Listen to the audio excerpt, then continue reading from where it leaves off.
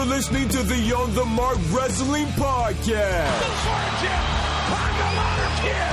Make yourself famous. A podcast covering all things WWE. I have now returned to save the WWE. NXT. The beautiful part of NXT is that when one dream ends, another dream begins. And AEW. Holy wrestling. I couldn't be more happy. Here are your hosts, Kyle Gagliardi and Jim Tucker.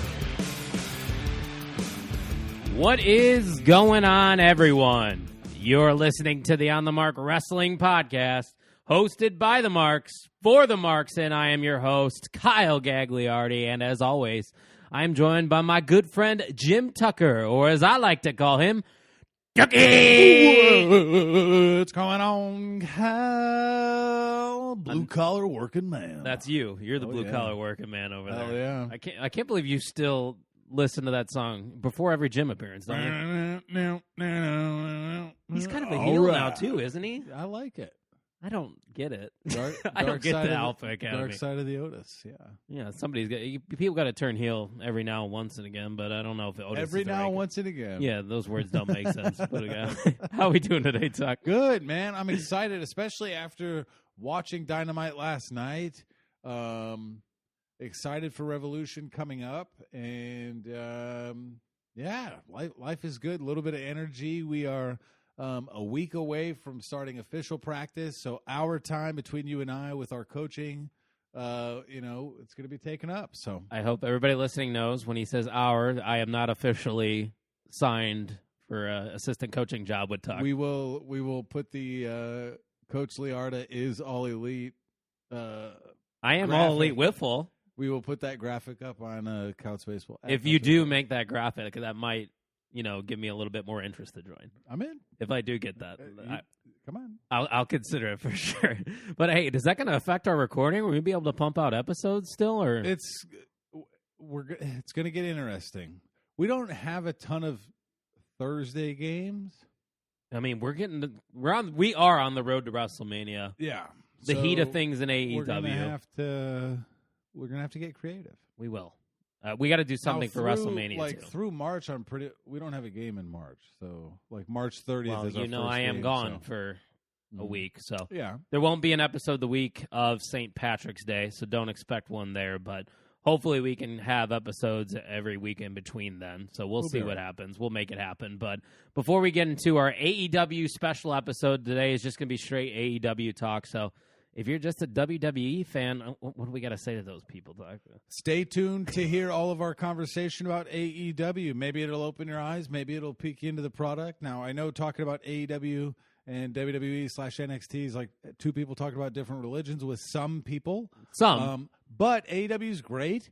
NXT is great. WWE is great. There's a lot of great wrestling. We're primarily focused on AEW today because of Revolution coming up. And it's a little bit more of a cornerstone when AEW has their pay-per-views because they only have 4 a year. So we've dedicated entire shows to NXT and WWE, and now it's AEW's turn. Now batting, AEW. That's just like we're listening to Wheelhouse Baseball Podcast. Oh, yeah. With that. Hey, Wheelhouse Baseball Podcast is a part of the Overtime Sports Network, just like ourselves here at OTM. So go check out the Overtime Sports Network. The domain is otsportsnetwork.wixsite.com/OTSN, and make sure you're following on the social media accounts @_OTSN on Twitter and Instagram. I'm not going to go into any more because if you've been listening to us for the 51 episodes that you have, you probably already know about Overtime Sports Network. You know. But they might not know about Raise Energy. Raise Energy is pretty awesome. If you don't know, you should know. I had my Raise Energy. It was the white can. I posted it on Instagram today. I'm telling you, that is one of the best energy drinks on the market. The white? I think it's called Phantom Freeze. Oh, I didn't have that. I had the Apollo one that you gave me, the booty can. Okay. I'm actually ordering a variety pack, mm-hmm. and all I did was type in code OTSN. I got $5 off of that order, and I will be getting that in a couple weeks. It is the move right now.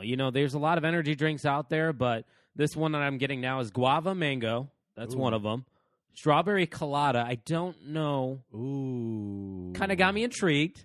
The grape bubble gum is an interesting combo as well. If it tastes like ground ball grape, Big League Chew, I'm in by a million. Ian did say it does taste like that, actually. That reminds me. Fun fact, I hate grapes. I love grape-flavored things. Like the actual grapes you were not a fan of. Nah, I don't know. Just water. Because I was raised on synthetic fake flavorings. Raised? You know what I mean? Hey, I see what so you don't like raisins then either? I'll mess with a raisin. You're all over the map when it comes to grape. But yeah, if you need a little energy boost in your day, go to repsports.com, use code OTSN at checkout, and you will save $5 on your order. And if I'm right, it's 2-piece on Reps. Is it Rep? R-E-P-P? 2-piece, yep. Yeah. REPPsports.com. Yeah. And you can get the variety packs. You can get one flavor. They got a lot of options, so go check them out for sure. But I have not had a flavor that was a miss for me. The and only I've one had that's 4 different flavors, I think. Which ones have you had? I had the Broken Arrow. Okay, I haven't had that one. I had Apollo. Had that one. That one's good. I had the red one that you gave, the red packet. So 3. Those are the Apollo's really good. And that can design that they have. The Broken Arrow was undefeated, dude. I still have a few in there if you want it. I haven't touched it. I'm in. I'll have to give you one of those after that. So, yeah, we are here, though, to talk about some AEW. First, we're going to talk about Dynamite that happened last night, March 3rd. We're not going to discuss every single detail that happened specifically on this show because some things were, easy to forget about and really didn't pique our interest as much as the others. But the first thing that happened on this show was very interesting, Tuck. We got to see Shaquille O'Neal team up with Jade Cargill to take on Red Velvet and Cody Rhodes. Now, the build to this match, Tuck, it was doing nothing for me. I wasn't really excited to see Shaq.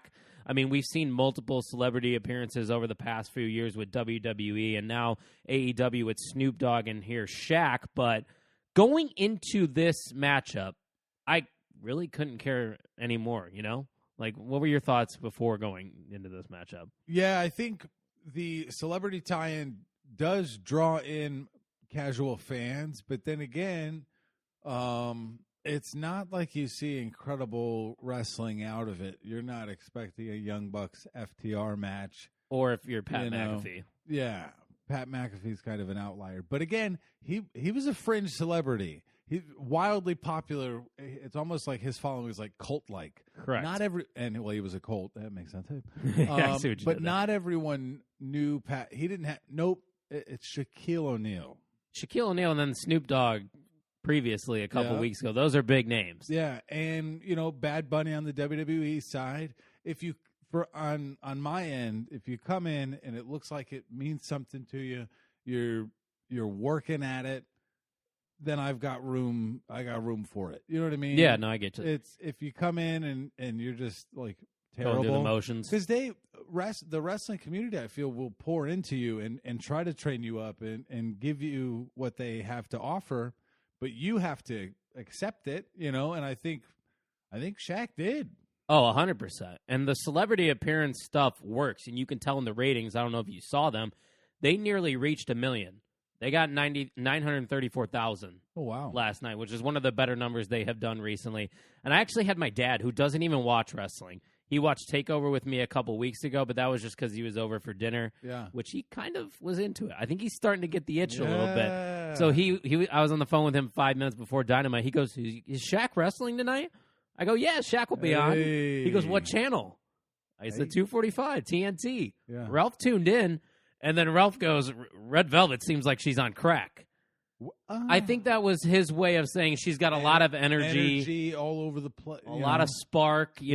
We haven't seen a lot of Red Velvet, and that was the first time we saw Jade Cargill get in the ring. But, man, Tuck, those two can go. I think, we haven't seen much of either, but I think we're going to see a lot more of both. And from Cody's press conference Q&A, he mentioned he believed that Red Velvet was still on a Tier 0 contract, which was basically appearance only. And if she's not locked up, if her face isn't popping up on an All Elite graphic pretty soon, NXT will swoop in. They're the shady guy in the alley just saying, hey, if you're interested, we're here. They have to be because that match, although it had Shaquille O'Neal in it, was really a great showcase for the two of them. I think they were the ones that shined. Like, obviously, you had Shaq had his moments. The chops were vicious. They were very loud. The Brody Lee tribute with the powerbomb was a really nice touch as well. And then, of course, Shaquille O'Neal going through 2 tables. I mean, and selling his ass off. The dude didn't move. Right. He just laid there for 5 minutes. Yeah. And, I think they chose the right format with it being a mixed tag, because that meant only Cody was going to be working with Shaq, right? And then he's 25% of the people in the match. Cody's the only one that gets to work with him. You know what it reminds me of? The Kurt Angle, Ronda Rousey versus Stephanie McMahon and Triple H. Yeah. Mm-hmm. It's a new person. Just give them a break a little bit and let them have their few spots here and there, and then they can shine. It happened with Ronda. Yeah, I think it's smart. I think that was a very good way to book that, because they didn't put Shaq in any really like, okay, this could go wrong kind of thing. They did the table spot could go wrong. Yeah, no, but like the Snoop frog splash, that was bad. It wasn't good. Like, they didn't have Shaq do any crazy wrestling. Right. Like, he was just being a big, and that's what he needs to be. He's 7 foot tall, and he did a power bomb, and it was smooth. It didn't look like Nia Jax delivering a move, because when Nia Jax delivers a move, I did watch her almost kill Dakota Kai yesterday. Like, I haven't seen any of that. That's the only match I saw, and man, it's just every match she has, I'm scared. But Shaq looks like he's already a better wrestler than she is. But going back to Red Velvet, she wasn't going to be in this spot. This was supposed to be Brandy Rhodes. Mm-hmm. Brandy Rhodes got Prego. She's taken out. Red Velvet fills in. Maybe this was the blessing in disguise for her, because, like we were talking about, you got to sign her now. Yep, I agree. I have nothing else to add to that statement, because it's one of those things. Who was it? Was it Joe DiMaggio, Roger Maris? One of those Yankees, took over for one of the outfielders that day. Yeah. I think it was DiMaggio. Yeah. He turned out to be okay. Bad. Right, yeah. And again, I am not saying Red Velvet is the Joe DiMaggio of this women's division. Could be. You don't know. But, yeah, in a division that is sorely lacking star and firepower, Red Velvet and Jade Cargill were the truth last night. Jade Cargill to AEW's women's division is kind of like Raquel Gonzalez to NXT, in my opinion. I could see that, yeah. A powerful, beautiful, athletic woman that is going to be able to be that, that powerhouse in a division that lacks it. Like, if you look across the AEW women's division, there's no big intimidating factor. Nyla Rose, but she's not tall, muscular, lean, and that star written all over her. With Jade, that is. It's so great to see a shift in the evolution of women's wrestling too, where it's not just good body, pretty face. Like, Jade Cargill could beat many men at the bar. She beat my ass. Anyone? I do not want that smoke. I think they said she played college basketball at Jacksonville, the college in Jacksonville. Oh, yeah. So obviously there's athleticism there, and you can see it with. I mean, the way she's been presented, those vignettes they were showing in the lead up to this, I think they're starting to figure it out, at least with her and Red Velvet. So that was a very good, very surprising way to start off AEW Dynamite. And I tweeted out a little earlier, my excitement level going into Dynamite for Revolution was like a 5 out of 10. Well, and on go-home shows, you're not expecting. I think that was a great go-home show, but generally go-home shows play it safe. Try to pump up the leads they've already established, and it had a Raw after Mania type feel, a big TV show, but it was actually before the pay-per-view. So that now we're into the pay-per-view, and we got to tune in after. Yeah. So I think they did well. It was definitely the right thing to start off Dynamite there, and then continuing with the build to AEW Revolution after that. We had the press conference between MJF and Chris Jericho. We got to see a few familiar faces pop up in that press conference. Our invitation must have got lost in the email. Yeah, what's up with that? Maybe they sent it to the wrong address, off by a number. That could happen. Yeah. I didn't even think about that. Maybe I should have checked our email box that we don't have. Yeah, our P.O. box, it's probably full. OTSN HQ, the mailbox is full. That's probably what happened there, actually. Well, maybe next time. But I mean, we could have done what Barstool's Robbie Fox and Wrestling's Brandon Walker did. I mean, you were kind of like the Brandon Walker in that situation with the hair. I don't have that fancy hair. That's the only comparison. You're like the powerhouse of the group. Let's be honest. I don't view myself as the powerhouse.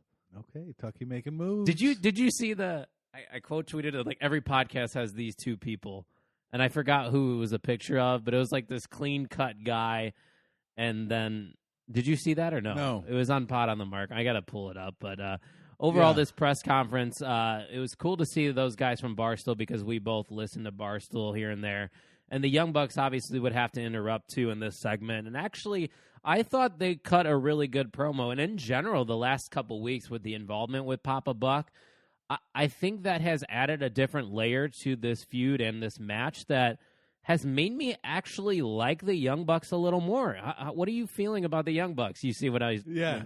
I'm intrigued. I'll save my prediction for that part of the podcast, but they are more compelling to me lately as well. I think just sometimes you need to get a little personal with your feuds, and that's what's happening here with MJF and Jericho. They're going after Papa Buck. I mean, obviously, it's a story that's been done before multiple times involving family members, but I think it makes sense for this feud going into AEW Revolution. But overall, the segment was pretty good, but I like the comments by MJF because he's such a good dastardly heel. What did he call Conrad again? Oh, no. Turkey tits. Turkey tits. Yep. That poor guy. He just went up there to get roasted. And then MJF also made a comment saying that the Bucks would be nowhere and that they'd be in the Performance Center somewhere if it wasn't for them. Are you calling me Ryan Gosling or Russell Crowe? I'm trying to figure out which one's which. I wasn't calling us anything. So if you want to see what tweet we were talking about, it's at Pot on the Mark. It's a picture of Russell Crowe and Ryan Gosling from The Nice Guys. The Russell caption. Crowe, every two-person podcast has this dynamic. Russell Crowe has a gun and is looking slightly more disheveled in appearance than Ryan Gosling. So which one do you think? Do you think that stands true? Do you think every two-person podcast has this dynamic, or is that not us? I think that's us. I think you're more Russell Crowe-ish. You have more heelish takes. That's true. He's got a gun. I'm not a big gun guy, though. I want to put that out there. Yeah, you are. The only guns are underneath this sweatshirt that you can't guys. see. Yeah. So overall, press conference was pretty cool. But after that, we got to see FTR and Tully Blanchard. Yes, he was in a match against Jurassic Express. I thought the match was fine overall. I forgot about that until that match. I'm like, oh, yeah, he is going to wrestle. There was kind of a lot going on on Dynamite this week, which wasn't a bad thing because it kept my interest from top to bottom. It was just weird for me, though. I don't know about you. Just seeing that old man pin Luchasaurus. Yeah, it was a cool moment, but I hate that for Luchasaurus, especially how much of a monster he can be. Should be. Yes, I agree. But there was some good spots. There was a spot where, you thought Tully was going to take a dive, and he turned it into a strut. I didn't completely get the J.J. Dillon stuff. I think he was a horseman type thing. Yeah. I do feel like the commentators did spend some time trying to elaborate, the gravitas of the shoe, but it was fine for what it was. It wasn't necessarily bad at any rate. No, I didn't hate it. No. I think it deserved a spot on Dynamite. It was cool, I guess, to see Tully. Let's not overdo it with the olds. You know what I mean? Correct. Tully, you got Sting coming in, who's Jake the Snake, older. Jake the Snake, Arn Anderson. I think they've done a good job managing that, and I trust that they will continue. I don't need to see Tully in the ring again for 4 or 5 years, and at that point, he's going to be significantly older. So, it is what it is. I think a thing to note as well from this match, Jungle Boy made Cash Wheeler tap out. Granted, it was on the outside. Oh, yeah. So, in a way, Jungle Boy is still looking like the star here in Jurassic Express. And I've always liked Jurassic Express. You have, too, right? Oh, yeah. But I think they need to start racking up a little bit more wins before that credibility goes out the window. Because, yes, they're a feel-good, fun moment whenever they come out, and the dynamic between the three is great, but how long is that enjoyable while they keep racking up those losses? You know what I mean? Yeah. how quickly will they become an afterthought? A lucha house party. Yeah, and those guys are good too. Great wrestlers. Yeah, that's tough. No doubt. After the match, or towards the end, I should say, a masked man was ringside, causing interference. It turns out to be Sean Spears. We haven't seen him in a couple weeks, so I kind of like that addition to FTR. It makes sense, especially with Tully there. So it looks like we got a little bit of a 4-person group forming once again here in AEW. What do you think about Sean Spears joining the boys? He kind of looks like FTR guys, doesn't he? Yeah. That's cool. Gives him a little purpose. Got to give him something. Yeah. Because I remember when AEW first started, people were thinking Sean Spears would be one of the big guns. He was a big deal. I mean, he was a very big deal. He was in the program with Cody. I mean, where else would you want to be? Yeah, probably putting him with a group is smart because the single stuff didn't work. He was with Tully before FTR, so you link those things together, the puzzle piece fits. Mm-hmm. So there was other things that happened throughout Dynamite, but there's only 2 more things I want to talk about. Ryo Mitsunami defeated Nyla Rose in what I thought was a decent match to win the Women's Eliminator Tournament.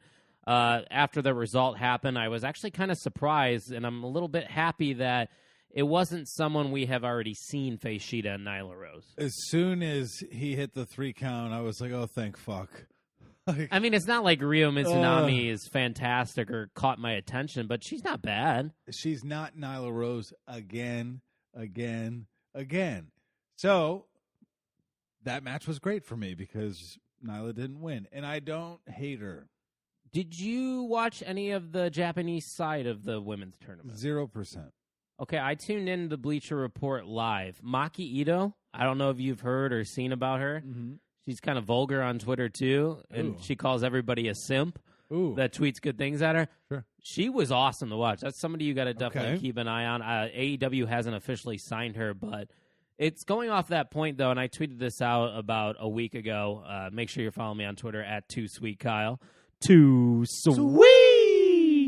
And I said AEW really doesn't know what to do with their women's division right now. It seems like if you find a person you're attaching yourself to that the fans are getting behind, that they say, screw you, we're going to go in a different direction. So this is a good step in the right direction. I don't know what that means for the title match, but I think the Eliminator Tournament should have been used a little more to propel new talent, maybe some upcoming stars like an Anna Jay, who unfortunately got hurt. Don't know what Chris Statlander is doing, but she was pretty good for when she was there. You have Velvet Sky, Jade Cargill, and Ty Conti. And we never saw really any of those. And Britt Baker lost to Nyla Rose. What was up with that? Yeah, that happened. That's Why? all I got. Nope. It's frustrating. And you could see the talent is starting to get there, like we talked about with Cargill and Sky. But I don't know. At least it wasn't Nyla. That's all we can say here. And then the last thing I'm going to talk about that happened on Dynamite was Paul White, formerly known as The Big Show, which we haven't talked about. Big Show's part of AEW, Tuck. See that one coming? I did not see that one coming. What do you think about that signing? Well, I feel like it's a big deal. It is. I love the Big Show's personality. I think it gives AEW more credibility. I don't need to see him wrestle 20 times a year. I would like to see him in the ring. But yeah, like that's a money move right there. AEW picking up, and when you think about the exodus, early quarantine that WWE cut all those people, AEW didn't scoop all of them up. No, they were they even avoided Matt Cardona, and he's good. They were deliberate in who they signed and who they picked, and Big Show is a money move. That's a big deal. Netflix star. I shouldn't say star, but on Netflix, he's a face people know. On the network that has the Go Big Show on it with Cody Rhodes, too. Even though his shirt says "No More BS," which I love. I think that's hilarious. Yeah, it's a good one. But yeah, I think that's like the first like gut punch move. Like Big Show felt like a WWE lifer. I was just like you.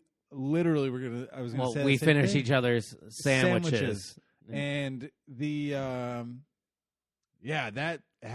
so the announcement that he makes, interesting. Yeah, so he's saying that there will be a Hall of Fame worthy. Don't know if that means they are in or going to be one day. talent that will be signed to AEW at Revolution. Yes. Mine starts turning right when we hear that. What's Yes. what's the first names that pop into your head? Ethan Page. You think he's a Hall of Fame worthy talent? I think that statement skews more towards younger than older. Saying that he Hall has of the Fame potential. MJF, a Hall of Fame worthy talent. Okay. Darby Allin, Hall of Fame worthy talent. That over time, because I take it as more of potential. That's Okay, It's more you took fun it that to me. way. I took it the opposite way. Yes. I took it as somebody that has paid their dues already. Who? Brock Lesnar. No. First person that popped in my head. Way. You want to change the landscape? Brock could do that. 1,000,000%. I will lose my shit. That would flip everything, I think. Obviously, I'm not like saying as like AEW will take over as the number one company, but you bring a guy like Brock Lesnar over to AEW, eyeballs are turning to you. ESPN's talking about it. CBS is talking about it. All the big networks are giving publicity to it. It's a credible superstar, an athlete. Ronda Rousey? Yeah, I don't hate that name either. It could be. I think it's going to be. You're not going to find. It's not going to be a middle guy. It's not going to be Matt Cardona. You know what I mean? No. Of that ilk. I think Great it's the extremes you talked about. Either Right. an up-and-coming guy or a superstar. Like Warhorse, the independent wrestler of the year. Yeah, that ain't him. I know it's not going to, but it's going to be something like that where a lot of people know him. But when you have the Big Show saying it's a Hall of Fame worthy candidate, I think it's, I don't know. Those are strong words. I hope that it's a Royal Rumble-esque pop when we figure out who it is. They'll have about 1,500 there. And I hope. Well, I don't give a shit about who's actually there. True, Wherever we're at. Oh, you're talking about in your for us, like your own environment, like a holy shit moment. The ladder match needs a guy, You think that's where the signing happens? I guess that does make a lot of sense now. and that you I think about that's who wins it. Okay, well, Ethan Page has been the name linked to that ladder match, so I could see how you're connecting the dots with that. Yeah, I could also think of a Mark Henry. If you're talking a Hall of Fame worthy guy, he's no longer under contract. He's kind of the same age as a Big Show. He can come on as like a coach, so to say. yeah. But I don't know if that's big enough. Like if Mark Henry goes over to AEW, that's cool. People know who he is. Is it someone already in the WWE Hall of Fame? Hall of Fame worthy. They're in the Hall of Fame. John already. Cena? That would. All No right. way, Jose. That's who it is. No way, Jose. Brock would be nasty though. Is it bad if I want that? No, because now I'm going to be disappointed. Oh, I'm That's sorry. I'm in a tough spot now. I'm sorry. I 'Cause put now- up high expectations You're like, for Brock? Brock? Is it Brock? Oh, it's. Oh, that was the first name. It's have you read that anywhere? Or yes, I have read it. Oh, you have. I have read it. That name and Mark Henry is what I see the most of. Mark Henry doesn't do it for me. I love Mark Henry. He can stay on Busted Open and chime into my headphones a couple times a week. Mark Henry feels like another one of those guys too. That's a WWE lifer. And Right. What do you think I would type into Google if I typed in rumors for AEW signing? Maybe I won't spoil anything. I don't think anybody even knows, and I think AEW has done a good job at keeping it. Yeah. Yeah. Okay, there's a list we can go through here. We got some time, right? We're not that far into things. About a half hour, yeah. There's 10 names listed here that could be that. Christian. No. Kurt Angle. That one makes sense. Yeah. So let's go like 0 to 10. 10 being it will definitely Likely? be. Okay. 0 is no shot. I'll say 7 for Kurt Angle. I'm going to say 0 for Christian, I'd say 1. and I'm at 6. Kurt Angle. Brock Lesnar. Free agent. AEW has the money, and they have the type of schedule. I'm going to say 8 for Brock. I'm going to go 3. Ethan Page, part of that. Very 8. likely. Yeah. Tia Trinidad, formerly known as Zelina Vega. Oh. I don't know if she's Hall of Fame worthy, though. That's a 2. Okay. Well, all right, thanks. Paul White himself, they were saying. He was just saying that because... 10. I mean, yeah, I guess they could go that way. Renee Paquette. Renee Young. That's not Hall of Fame worthy. That's a CM Punk. Oh, that'd be great. Dave Bautista. Wow. I don't see that. He retired from WWE. I don't think he would. And then the last one was somebody from New Japan, like an Okada or a Minoru Suzuki, which is probably possible. Yeah. Especially with the working relationship. But those are the names that they put out there. So Ethan Page was a good guess. There's a lot of buzz. I've heard rumblings about it. That was not the North is free agents in general, aren't they? Yeah, I do believe, yeah. So you'd figure if they bring in Ethan Page, I don't know what the other guys. We saw Ethan Page actually work at Black Label, didn't we? I've seen him a couple times. He's outstanding. He's good at being a prick. Yes. So that's exactly what you need out of a good heel. So that was it from Dynamite. We're going to give our AEW Revolution predictions now. The current OTM pay-per-view champions for AEW are myself and my family and my blood, my cousin, Tyler Walk. Does he have his picks in yet? He does not. I guess I could technically send him the link right now, and then I guarantee you he will just go through really quick and give his predictions. So Tyler is one half of the champions, as am I. So let's get into it. I get to go first. The buy-in match. Are we gonna count the buy-in match? Should we? Yes. I mean, it's announced, so we might as well. It's announced, yeah. Okay, we got Rio and Thunder Rosa taking on Dr. Britt Baker, DMD, and Reba, not Rebby, as the announcers seem to always confuse. I think Rio and Thunder Rosa are going to get the win here. I don't think Reba is technically viewed as a wrestler, and she can easily take the pinfall in this matchup, and it does no harm. And I also think with Rio returning just recently, she could maybe use a win. So I'm going to go with Rio getting the pinfall here against Reba on the buy-in match. What says you, Mr. Jim Tucker? I also say Rio and Thunder Rosa because I don't think Rebel Reba is a strong enough partner. Yeah, so we're on the same page there. So the next match, this one will be on the main card, and you get to pick it first. We have Miro and Kip Sabian taking on Chuck Taylor in Orange Cassidy. This is just a standard tag team match. This feud has been going on for what seems to be months. Who do you like in this one and why, Tuck? I'm not looking forward to this match. I don't really care about it. And it's got Orange Cassidy in it, which makes me sad. But why does it make you sad? Because you don't want him to lose? No, I just don't care about the build up. It's just been a muddled. I'm going Cassidy Taylor. Really? Yeah. That's just a random pick, or you have a reasoning behind that? Put the Sabian Miro stuff to bed. Move it on. Let's split go. Them. I'm done.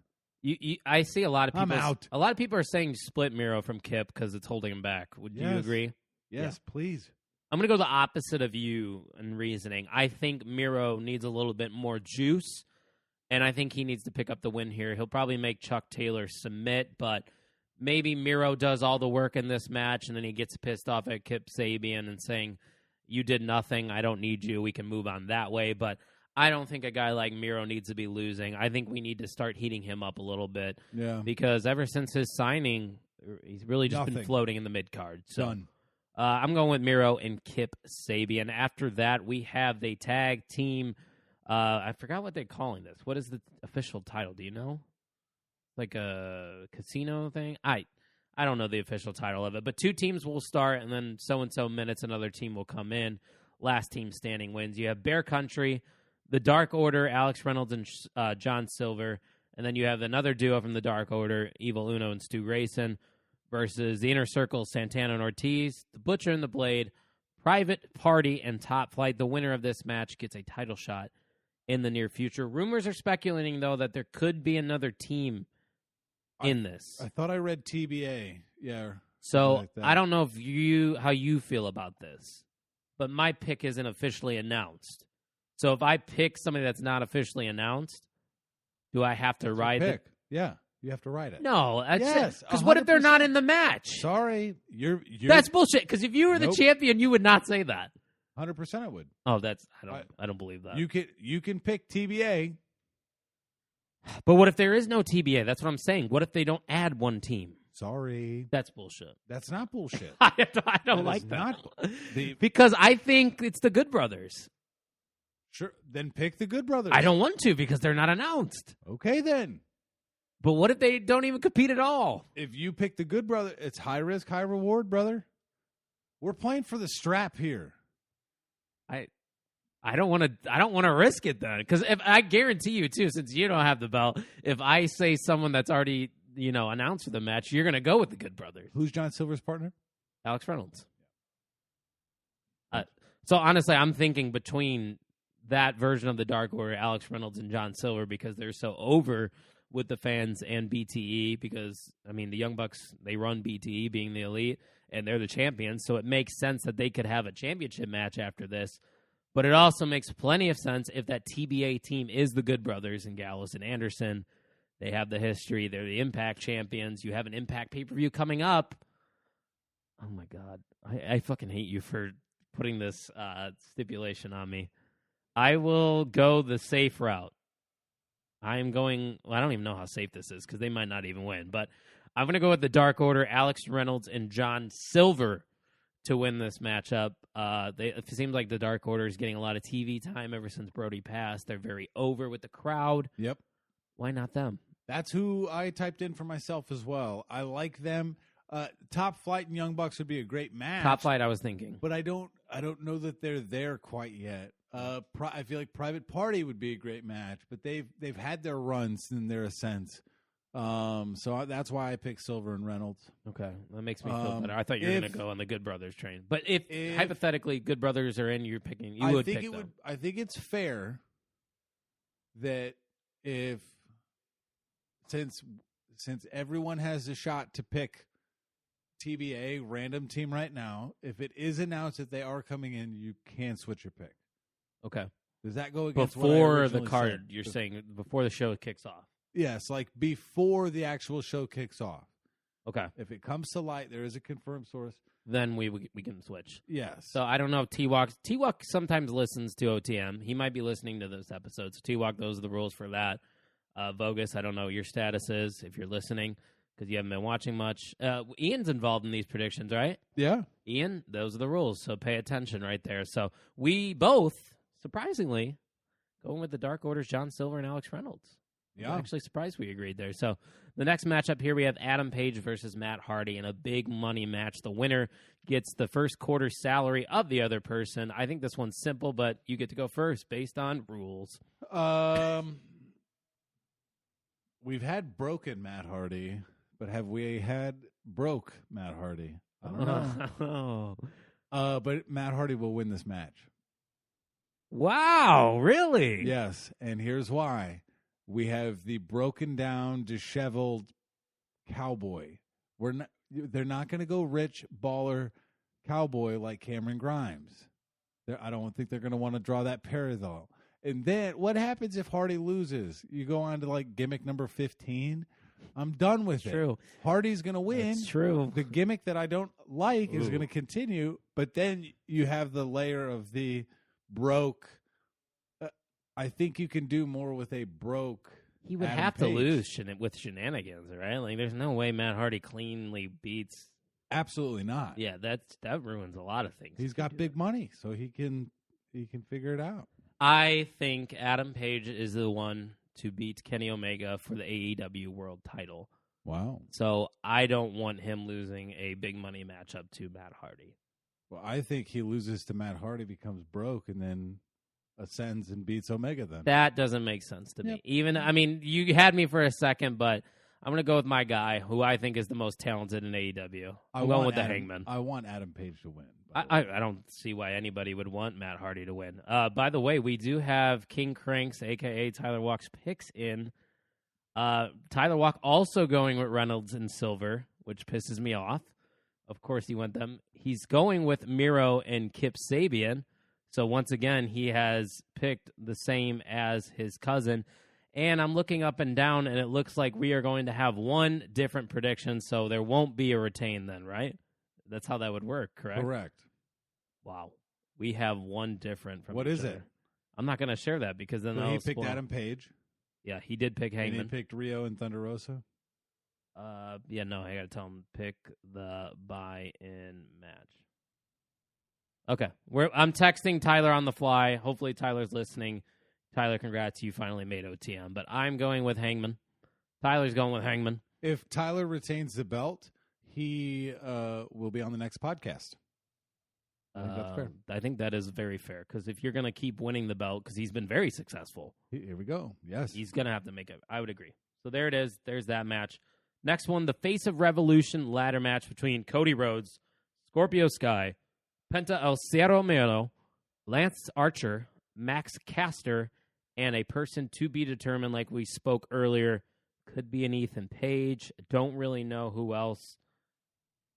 He's also going with Riho and Rosa. Okay. So, yeah, definitely one different there. So this one's kind of tough to me, especially with what we know from AEW, that the to be determined seems to win. Yep. Very confident that the to be determined probably could win here. The reasoning, I don't think Cody's going to get another shot at Darby. Nope. Makes no sense. Scorpio Sky has had an opportunity, but he could be heated up once again, pushed to that scene. Mm-hmm. Penta, maybe, but I think he's doing stuff with the Death Triangle. I don't think it makes sense for him to be in that scene. Mm-hmm. Lance Archer, a very likely winner here. Mm-hmm. Max Caster, no way. 0% chance he wins. It's just, who is that to be determined? I don't personally know. I don't feel comfortable picking to be determined. So I'm going to go with Scorpio Sky. Okay. Because if it is Ethan Page, hypothetically speaking, I don't think he wins. I don't think Ethan Page is a big enough guy to face Darby Allin. T-Walk pick mystery guy? T-Walk picks Lance Archer. Got it.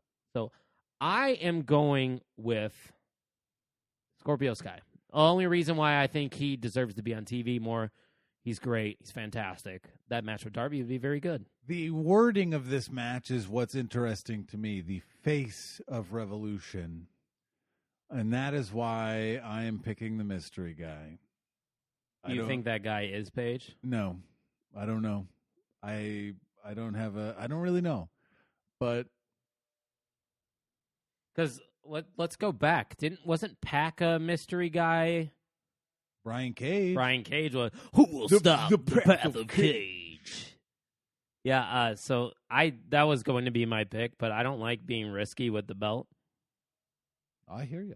So I'm just going to go with Scorpio I'm Sky. the proud owner of 1.5 belts right now. So but honestly, I wouldn't be surprised if a guy like Lance Archer won, because he's a badass. But is he TNT material? That's what I was going to say.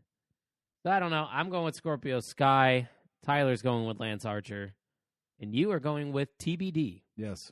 To be determined. The next matchup here on the card, Brian Cage and Ricky Starks of Team Taz taking on Darby Allin and Sting. This will be a street fight, and this is a feud that has dragged on for what seems to be 6 months. I mean, it's close. It's 5. Don't you think like this? They've used the same segment over and over again. Yep. Like with that, they bring out saying it's Sting. They talk to him for 2 minutes, and then you hear Taz get on the microphone. Hey, Sting. Yep. That's virtually all we're getting here. But who do you like in this matchup? I'm assuming it might not be your typical in-ring bell-to-bell kind of showdown here in the street fight. Maybe a cinematic approach. Who do you like and why, Tuck?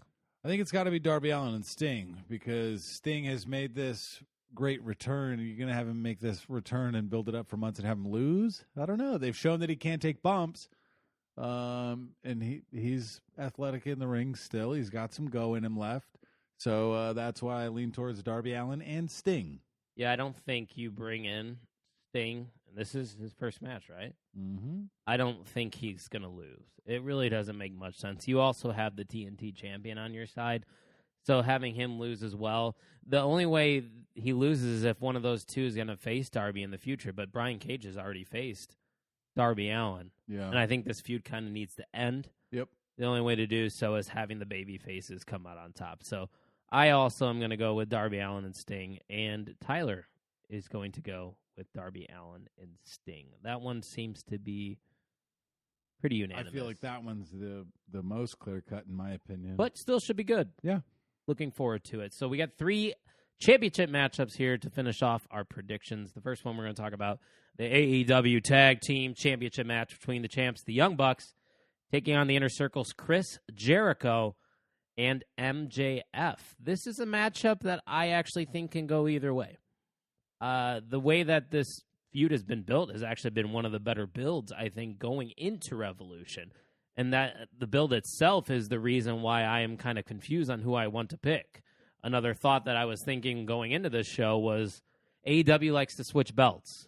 You know, like not everyone usually retains in the same pay-per-view. Mm-hmm. That's rare. But the more and more I think about it is I think this could be a way to further implode the Inner Circle. Maybe Sammy Guevara costs MJ and Chris Jericho here.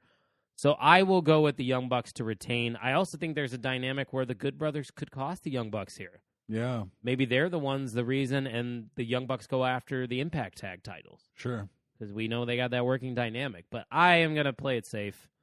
I'm going to go with the Young Bucks here. And so is T-Walk, right? Yes. I am going with the Young Bucks as well. I think Jericho takes the pin here.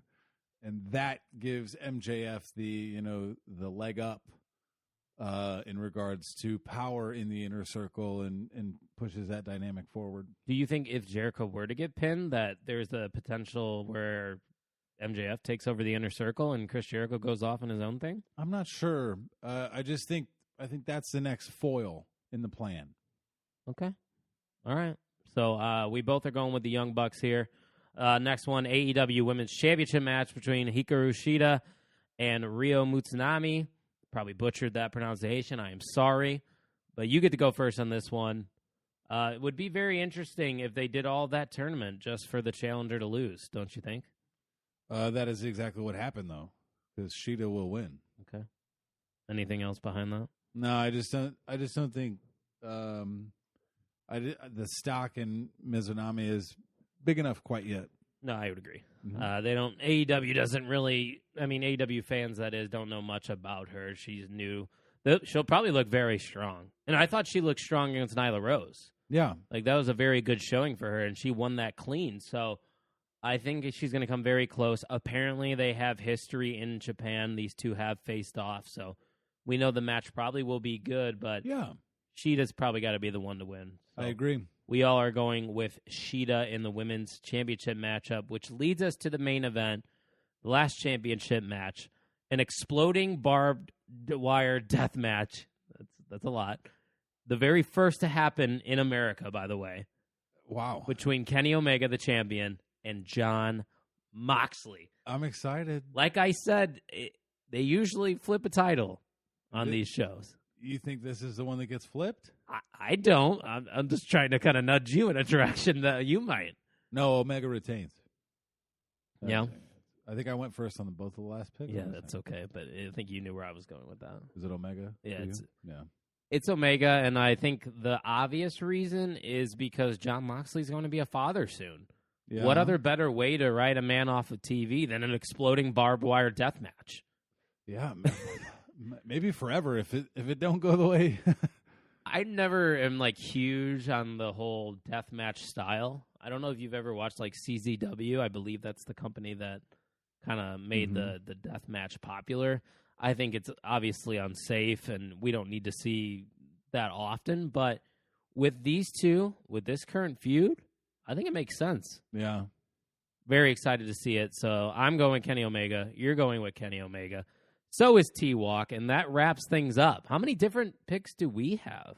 I feel like we don't have many because we agreed top of the card. We've got the Miro tag, and Face of Revolution, and Hardy, and so we have three. Oh, we have a fair amount of decent differences there. I'm very curious to see what Ian's going to pick. Mm-hmm. We know Ian's the diehard. Yeah, he's the big AEW guy. He is, but like I said earlier in the show. Started at a 5 out of 10, and then Dynamite happened, and then the countdown to Dynamite that was after, which was also great. You watched that too? Mm-hmm. That was nice because on the actual Dynamite there wasn't much hype and build for the Omega Moxley match. Right. I actually don't think they did. Which anything, I thought was an interesting choice. Yeah. Yeah. Which they probably know that has enough juice to gather attention regardless, so they didn't need to add more fuel to that fire. Yeah. They've already done enough with that.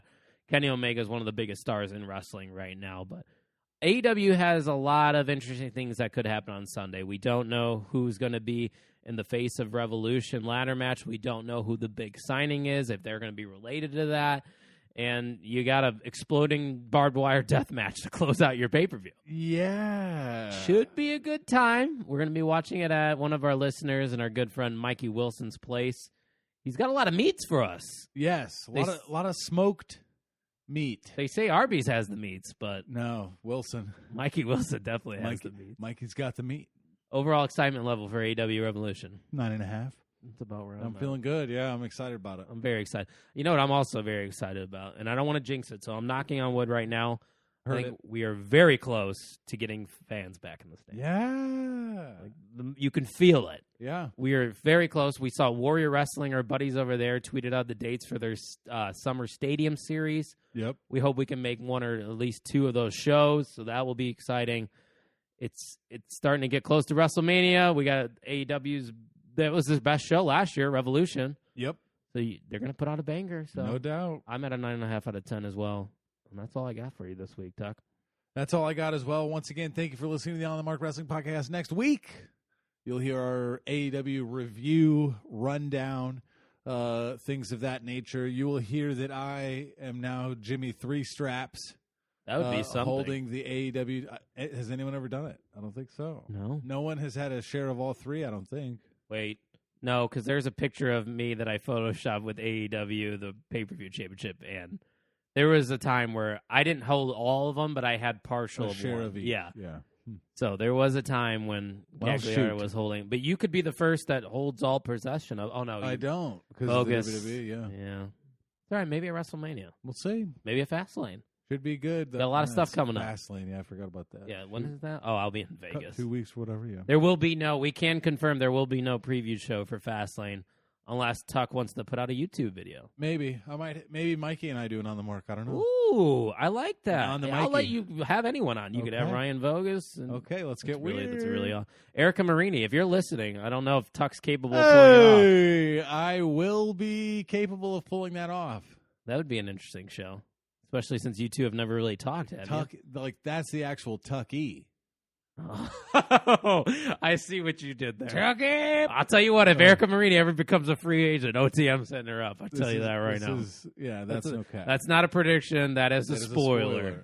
All right, ladies and gentlemen, thank you for listening to the On the Mark Wrestling Podcast.